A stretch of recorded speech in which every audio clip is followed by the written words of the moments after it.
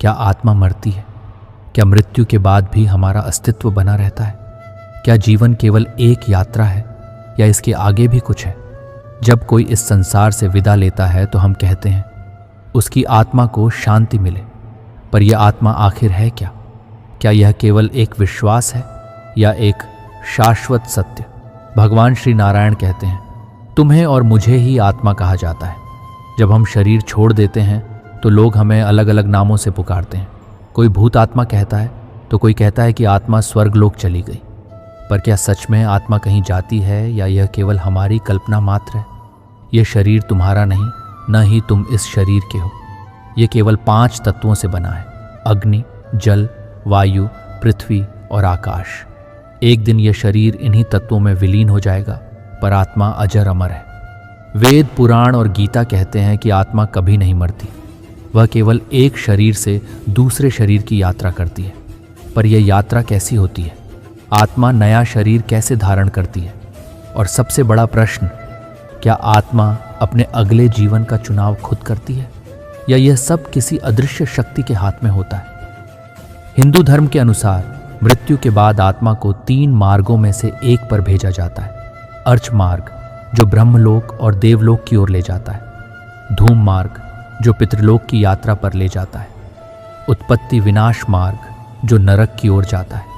परंतु यह कौन तय करता है कि आत्मा को कौन सा मार्ग मिलेगा? क्या यह हमारे कर्मों पर निर्भर करता है?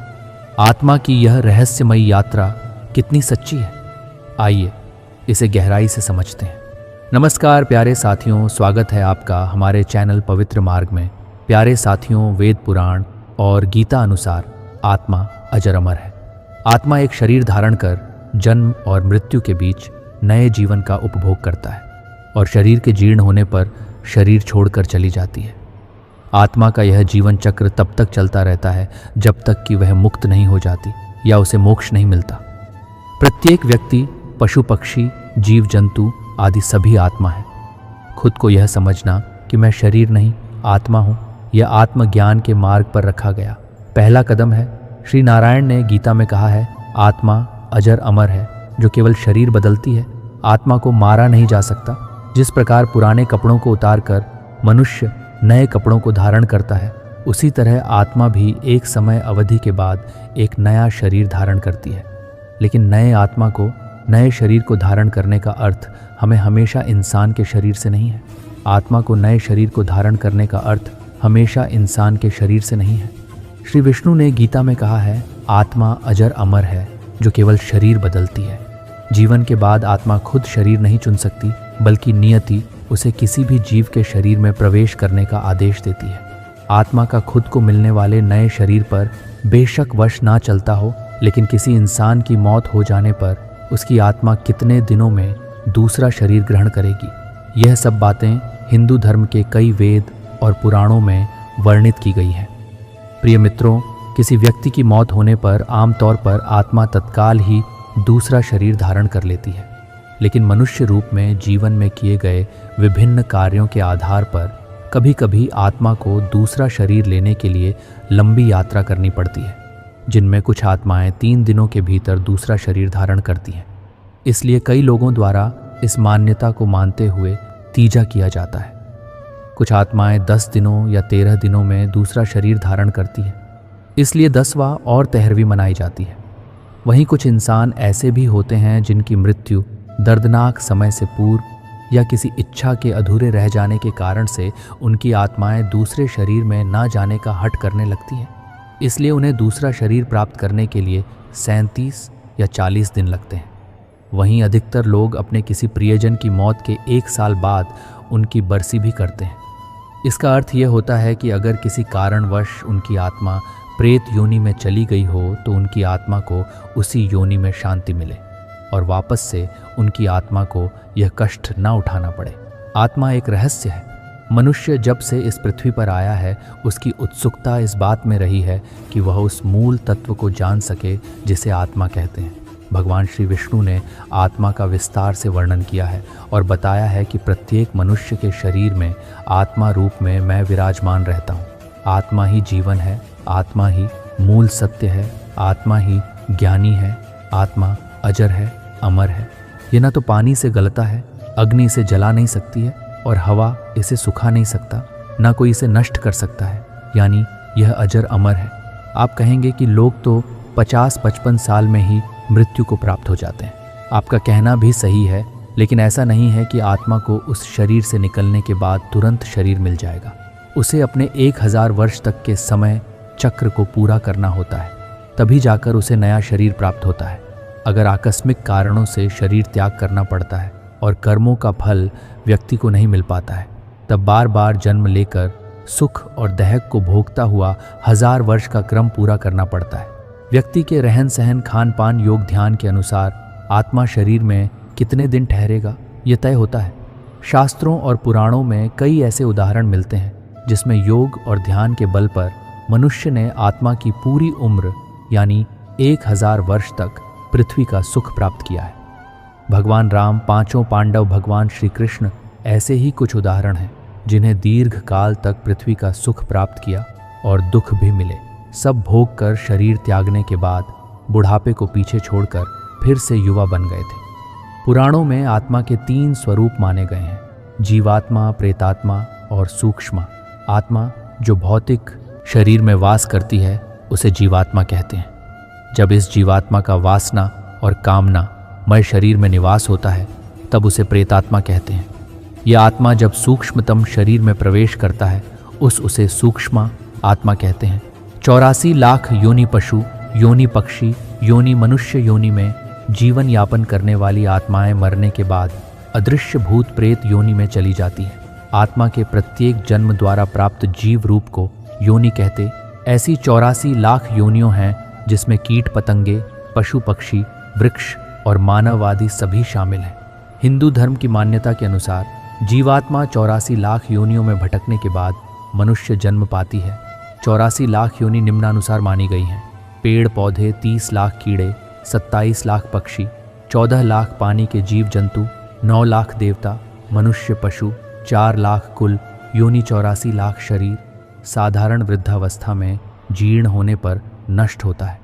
परंतु बीच में ही कोई आकस्मिक कारण उपस्थित हो जाए तब अल्पायु में ही शरीर त्यागना पड़ता है। जब मनुष्य मरने को होता है तो उसकी समस्त बाहरी शक्तियां एकत्रित होकर अंतर्मुखी हो जाती हैं और फिर आत्मा स्थूल शरीर से बाहर निकल पड़ती है। मुख, नाक, आँख, कान, प्राण उत्सर्जन के प्रमुख मार्ग है। दुष्ट वृत्ति के लोगों के प्राण मल मूत्र के मार्ग निकलते देखे गए हैं। योगी और सत्कर्म में रत आत्मा ब्रह्म रंध्र से प्राण त्याग करती है। मृता स्थूल शरीर से अलग होने पर सूक्ष्म शरीर में प्रविष्ट कर जाती है। यह सूक्ष्म शरीर ठीक स्थूल शरीर की ही बनावट का होता है जो दिखाई नहीं देता। खुद मृता को भी इस शरीर के होने की बस अनुभूति होती है, लेकिन कुछ आत्माएं ही इस शरीर को देख पाती हैं। इस दौरान मृतक को बड़ा आश्चर्य लगता है कि मेरा शरीर कितना हो गया है और मैं हवा में पक्षियों की तरह उड़ सकता हूँ। स्थूल शरीर छोड़ने के बाद आत्मा अपने मृत शरीर के आसपास ही मंडराता रहता है। उसके शरीर के आसपास एकत्रित लोगों के वह कुछ कहना चाहता है, लेकिन कोई उसकी सुनता नहीं है। मृत आत्मा खुद को मृत नहीं मानकर अजीब से व्यवहार भी करता है।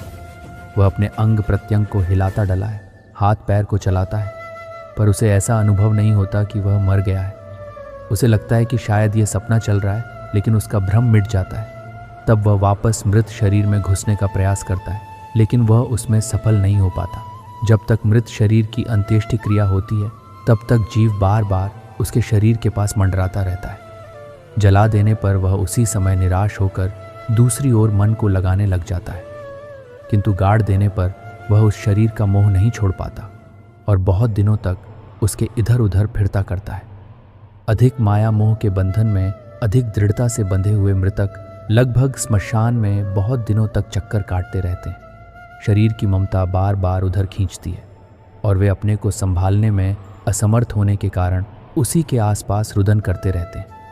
कई ऐसे होते हैं जो शरीर की अपेक्षा प्रियजनों से अधिक मोह करते हैं।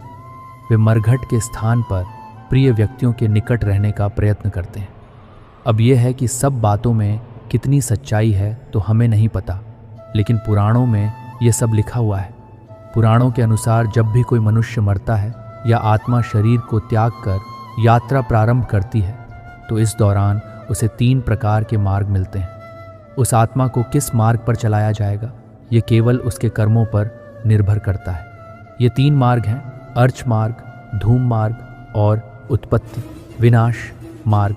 अर्च मार्ग ब्रह्मलोक और देवलोक की यात्रा के लिए होता है, वहीं धूम मार्ग पितृलोक की यात्रा पर ले जाता है और उत्पत्ति विनाश मार्ग नर्क की यात्रा के लिए है।